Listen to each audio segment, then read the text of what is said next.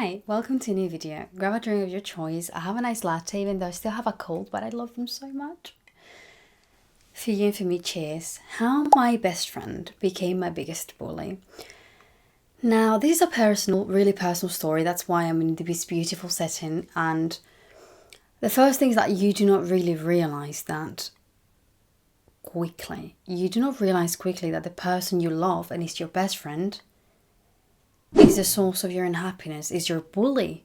Because normally friends are not bullies. Normally friends are supposed to nurture us, to be nice, to encourage us to be better and to be just nice to us, right? So it took me some time to realize that what she was doing was really wrong. Because every time she was rude to me, every time she insulted me, every time she called me names, my brain will just tell me, but she's your best friend. But she comes to your birthdays. But she comes to your house, but you do the projects together. That can't be a bully. She's your friend. And you just do not want to believe such thing. And it's not easy. Obviously, this all started very subtle. And I'm going to explain you the ways that it started. I remember back then, there was this fashion doing the eyebrows very thing. So, as a normal teenage in high school, I also wanted to be pretty and I put my eyebrows very thin. I didn't ask for her opinion, but she still gave me her lovely opinion. And she told me, your eyebrows look so ugly, you look so bad. And I remember I always use logic. I think I'm quite a logical person. And I was like, because I remember a girl in our class a few days ago had done the same eyebrows, very thin, and she liked them. And we spoke how they were nice. So when I said, well, she did it, like Amira did them, she was literally like, yeah, but they look good on her, but they look so bad on you. I know you're probably thinking, oh, she was just a mean girl. But no, this girl was a girl that had no friends, had very little friends, a girl that was chosen last in gym classes, all together with me, and not popular at all, the opposite. She will be someone that sometimes people will make fun of. She was everything but a popular girl. So was I. So I understood later on how or why she behaved in such a way. And it was because of her own unhappiness. But let's keep going. She would just tell me every day that I was fat. So we went to high school together and we came back from high school together. Because her house was on the way. Like, I arrived to my house and then she had to keep walking, so it was on the way. And I remember I will just do anything like existing and being like, looking at myself in the mirror of a car to tidy my hair or something normal, and she would just say like, oh, the mirror's gonna break, stop looking at it. And I know this sounds like a joke, but she did not mean it as a joke. I remember once, these things really stay with you in a painful way. I remember I was really insecure and I didn't look pretty at all, okay? I was in my worst years, teenage years, hormones. I looked really messy, but that's fine. That's fine. And I remember there was a boy in my class that actually liked me, and I kind of liked him as well, which for me was unbelievable, someone liking me. But I remember once he told me out loud that he really liked my hair. I really love your hair. And I was like, oh, thank you. And I was so insecure that deep down I thought, there's no way he likes my hair. Like, my hair is horrible. But I didn't voice that out loud. I just thought, well, but I said thank you because I wasn't going to tell him, you're lying. I mean, obviously. Like 5 minutes later, we're sitting in the class and she was sitting in front of me and she hands me a note. So the note said, do you think what he told you was a joke? Like irony. And even I felt like crap because I actually did think it was kind of irony, even though it wasn't. I knew it wasn't, but I was so insecure that I thought it may be. But just to be strong and to like show some strength, I replied to her note and I said, no, I don't think it was a joke. I don't think it was irony. You'll think she'll just leave it there, but hold on, because she did not. She hands me the audacity. She hands me the note back, and the note says, "Well, I think so." I'm laughing now, but it did not feel good at the time. It's like, how can you just get energy from making someone feel bad? I remember I had a really normal body. Like, I wasn't skinny, like really skinny. I wasn't fat. I was just normal, skinny normal. And she was chubby, all right? She was quite chubby. And I remember she would always tell me that I'm fat. Always. She will always say that I'm overweight. All the time, she will compare me to girls in the class that had a similar body to her body, which was overweight, chubby. And she will tell me like, "Oh, no, you're so fat. Like, you are fatter than that girl." And that girl was quite overweight. And in my mind, I use logic again and be like, "But I'm not. But like, have you seen her face? Or have you seen her? Me? I'm not. She's kind of bigger than me." And she's like, she will look at me in my face like so serious and be like, "No. You literally are fatter." And I struggled so much to understand this, because when someone looks at you straight dead on the face, serious, convinced, not like, no, looking at you, it just made me confused at the time. I just thought, this might be true. Because if it's not true, why is she insisting so much? Why does she seem to be so sure? And I think this gave me also, I stopped trusting myself. And I think I still carry this now. Like, I struggle to take my opinion into account. Like, I will take somebody else's opinion into account before mine. Because mine may be wrong. Maybe I'm not seeing the reality. So those things were really hard, because these were daily behaviors. All this that I'm telling you were daily behaviors that she did.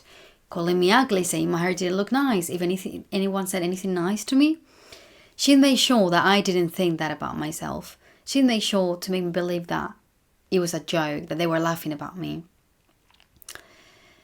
And I just realized that she didn't want to feel alone in her own misery. Even in certain classes, I remember in French, we would watch a movie and two really fat characters will appear in cartoons, and she'll be like, "Oh, look, they look like us," things like that. She would just call me names. It was so bad that even my sister, who is 3 years younger than me, once offended me. One of these times, going back home from high school, I did one of these things, like fix my hair. I didn't even look at myself in the mirror of a car. I just fixed my hair or something, and she said something like, "Why are you doing that for? You look horrible." And it was one of these times because my sister had realized what was going on slightly, and she was like, "Have you looked at yourself?" or something like that. And the problem, I think I took so long to cut this friendship because I felt bad for her. I am too empathic, and this is a blessing and a curse at the same time. I didn't want her to feel alone. I knew what she didn't come from hate. It came from misery. She had a really difficult relationship with my mom. Her mom was quite stingy with money, even though she was doing well, and she will not get her clothes when she needed clothes. She will not let her go to birthday parties many times. She didn't let her dress in the way a girl dresses. I mean, I think you get what I mean. In these years, it's very hard to love yourself. And we seek somehow validation. We seek feeling pretty. We seek fitting in, or trying to fit in, or feeling like you're wearing some shoes you love and everyone's wearing them, and you're like, you are in that vibe. But she wasn't allowed to do that because her mum never bought her clothes. Never. She used her brother's clothes. So it made me really sad because I will see her. I never saw her with any new clothes. The only new clothes she will wear were clothes that maybe I bought for her birthday as a gift. My mum bought for her birthday as a gift. Or somebody else. But she never had anything new. And that made me sad for her. It was always these long, thick jeans that were not feminine at all. They looked like a boy's trousers because they were even short for her, really short for her. They did not fit her, and she still wore those. So it made me sad, and I knew this at the time. So it's like I wanted her to not feel alone, and I remember all these things.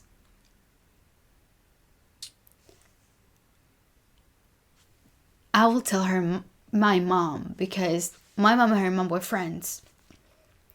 I still feel sad for her, even though she put me through hell during years.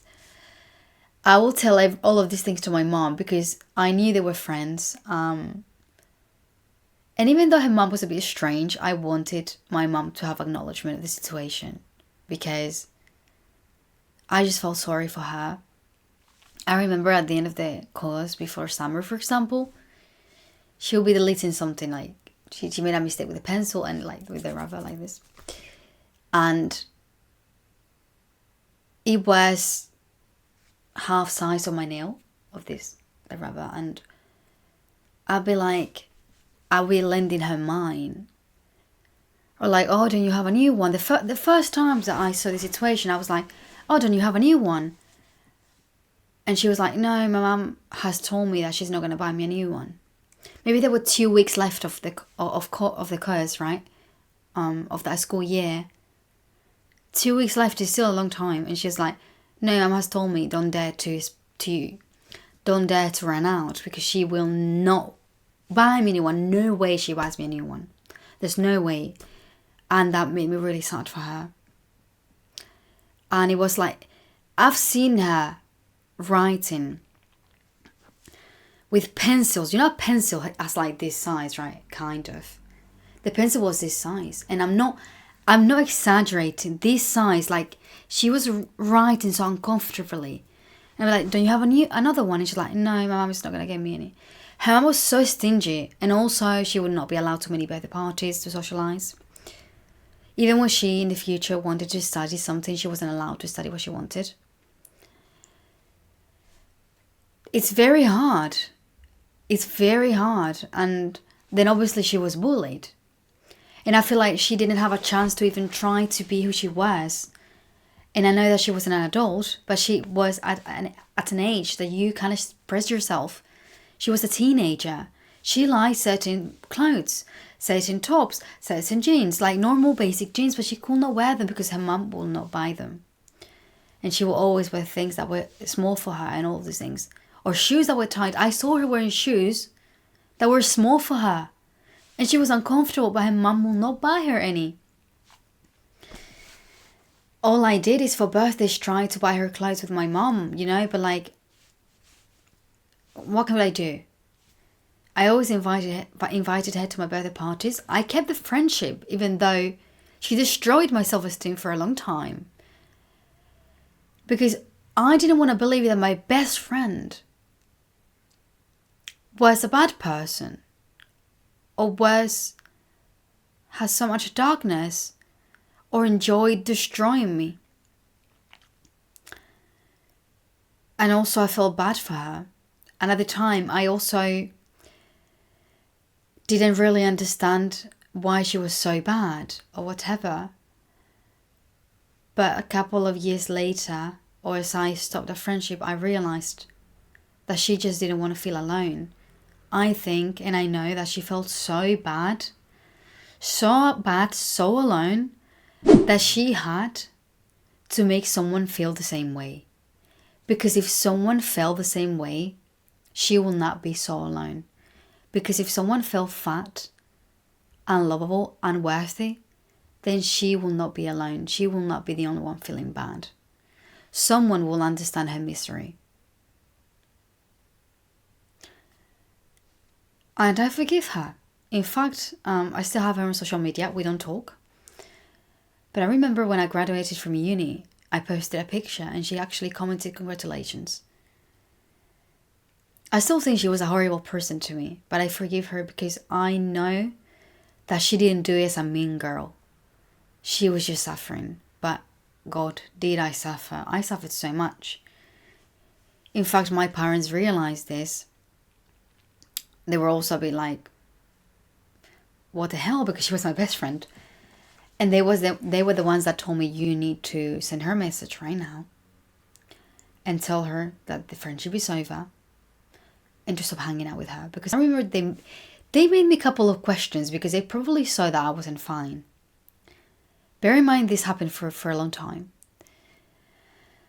And they saw I wasn't fine, and when I tried to explain what was going on, I just burst in tears.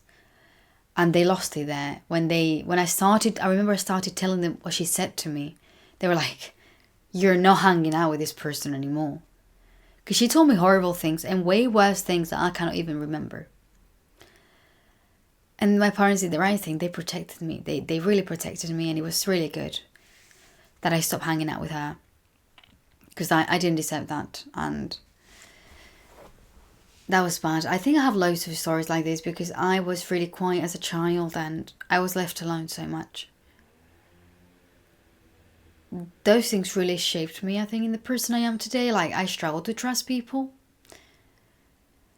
But I'll probably do another video talking about sex and similar things. But if you're in high school or if you've experienced things like this, you're not alone. Please, even if they're your friend, screw them. Screw them. You don't have to hang out with them.